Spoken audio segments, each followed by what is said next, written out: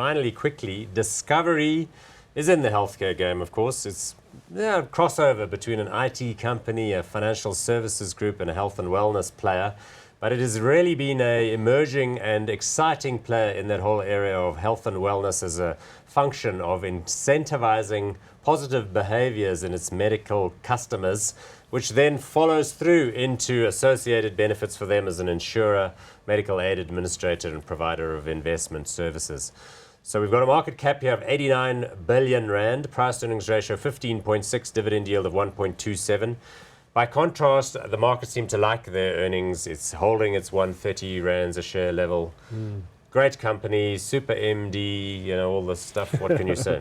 No, a great company. I mean, it actually missed projections slightly on consensus estimates, but like you say, it's a great company. So I don't think the market punished it too hard for that. And I mean, what Discovery is doing at the moment is, again, it's also a company that's investing for the future. So it's obviously consolidated what it's doing with Pru Health in the UK, rebranding it as Vitality. They've announced that they're going to launch a bank off the back of Discovery Card because of its immense success.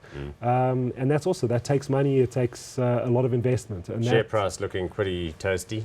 No? Wonderful share price. And remember, I mean, just not so long ago, I mean, they did their rights issue as well, where you could have been picking up extras at 90 rand. So it's, I mean, we've also been long-term holders in Discovery. We think that they're going to be able to export the whole Vitality model and the data management behind healthcare. Because there's strong echoes between that and Cerner. It's the same thing. It's the idea that healthcare is an area that has got great fundamental growth potentials, but the IT applications haven't really been cutting edge, and now it's time to catch up. 100% in the healthcare sector, just the management of data and information, and that's where it translates into insurance. I mean, now they like you said, they're getting in bed with Cerner as well, not with Cerner, but to understand what products they're going to have to pay out their insurance claims on, so that they can do deals with the hospitals to provide it and the pharma companies to provide it cheaper.